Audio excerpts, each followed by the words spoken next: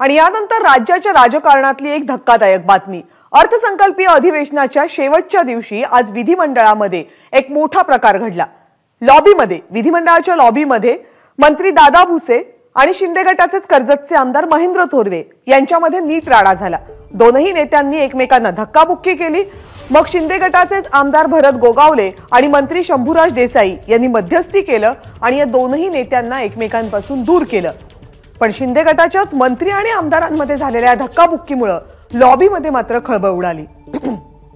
आपल्या एका कामासंदर्भात आपण विचारणा करण्याचा प्रयत्न आमदार महेंद्र थोरवे करत असताना दोघांमध्ये वाद झाला आणि त्यानंतर या वादाची परिणती धक्काबुक्कीत झाली।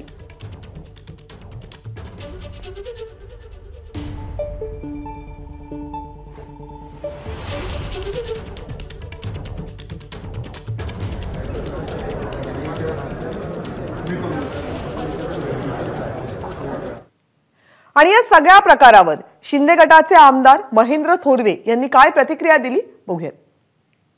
मी त्यांना विचारलं की दादा बाकीच्या लोकांची कामं त्या ठिकाणी काल तुम्ही मीटिंग मध्ये घेतलीत आणि मी सांगितलेलं काम मुख्यमंत्र्यांनी सांगून सुद्धा तुम्ही त्या ठिकाणी केलं गेलं नाही। त्या गोष्टी मी त्यांना विचारायला गेलो तर ते माझ्यावरती थोडीशी चिडून बोलले। तर त्यांनी आमदारांची कामे प्रामाणिकपणे त्या ठिकाणी केली पाहिजेत अशा पद्धतीने आरोग्यपणे आम्हाला उत्तर देऊन आम्ही आमचा स्वाभिमान विकणार नाही आहोत। बाळासाहेबांनी आम्हाला सांगितलेलं आहे की तोंड वाजून न्याय मिळत नसेल तर तोंडात वाजून न्याय मिळवा आणि त्यामुळे आमच्यातला शिवसैनिक जागा झाला ते काय चुकीचं नाही। त्या ठिकाणी दादा भुसेंनी लोकांची कामं करावीच हाच मी सांगेल या ठिकाणी सांगेल। हे धक्काबुक्की प्रकरण झालं त्यानंतर आमदार महेंद्र थोरवे माध्यमांशी बोलण्यासाठी येत होते आणि त्यावेळेस मंत्री शंभूराज देसाई यांनी त्यांना अगदी अलगद काही सूचना केली। काही बोलू नका असं शंभूराज देसाई त्यांच्या कानात पुटपुटले। मात्र तिथेच अनेक पत्रकार आणि कॅमेरामन हजर होते त्यामुळे शंभूराज देसाई यांची ही कानातली सूचना सगळ्यांच्या कानावर पडली।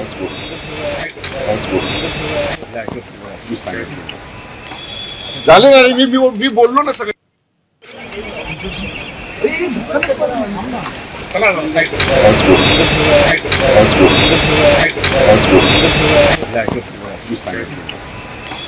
झाले ना मी बोललो ना सगळ्यांशी आता परत आमदार साहेबांना।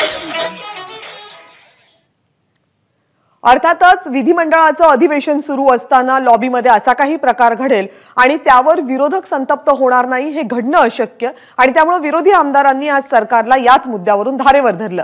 खुद्द दादा भुसे आणि अजित पवार यांनी असं काहीही घडलं नाही असा खरं तर दावा सभागृहामध्ये केला। ही अत्यंत गंभीर घटना आहे। महाराष्ट्र विधिमंडळाच्या इतिहासामध्ये कधी घडलेली नाही आहे। त्यामुळे आपण आमच्याकडून एवढीच अपेक्षा आहे की आपण एक रुलिंग द्यावं की या घटनेचं चित्रीकरण आपण सभागृहाला दाखवणार का किंवा काही बाहेर नका देऊ पण आज विधिमंडळाची एक समिती आहे घटनेच्या मीटिंगमध्ये दाखवा। सहकारी मित्र आहेत आमच्या पक्षाचे सन्माननीय आमदार आहेत आणि असा कुठलाही प्रकार या ठिकाणी झालेला नाही। या गोष्टीचं मी या ठिकाणी खंडन करतो। आणि महाराष्ट्राची संस्कृती महाराष्ट्राचे संस्कार गेल्या 2.5 वर्षात धुळीला मिळाल्याची टीका विरोधकांनी या मुद्द्याला धरून केली आहे। महाराष्ट्राच्या लोकशाहीला लाजवणारी ही आजची घटना आहे असा हल्लाबोल विरोधकांनी केला। हे दुर्दैव आहे की सत्ताधारी पक्षाच्या मंत्र्यामध्ये आमदारांमध्ये हमृत्युमरी व्हावी। धक्काबुक्की नसेल झाली पण हमृत्युमरी होणं हे वरिष्ठांबद्दल एकतर वरिष्ठांना लहान्यांना कसं वागवायचं ह्याचे सत्सद विवेक बुद्धी नाही आणि हे सगळंच दुःखदायक आहे। आपल्या ह्या सभेमध्ये जे संस्कार जी संस्कृती असली पाहिजे तीच मुळीच गेल्या 2.5 वर्षामध्ये धुळीस मिळवली। विधानसभेच्या लॉबीमध्ये मंत्र्यावर खोक्यांचे आमदार धावून पडतात आहेत आणि ही जी स्पष्टता आपण पाहतोय की ही भयानक आहे। महाराष्ट्राच्या लोकशाहीला लाजवणारी आहे। एखादा विरोधी पक्षाचा आणि एखादा सत्ताधारी पक्षाचा त्याची जर मारामारी झाली असती तर मी ते समजू शकतो परंतु एकाच गटात असणारे एकाच गँगमध्ये असणारे असे दोन लोक एकमेकाशी भांडतात आणि म्हणजे गँग वॉर कुठपर्यंत पोहोचलेलं आहे या सरकारचं जे आम्ही म्हणतोय गुंडाराज या महाराष्ट्रात आहे गँग वॉर या महाराष्ट्रात आहे हे त्यांनी प्रूव्ह करून दाखवलं।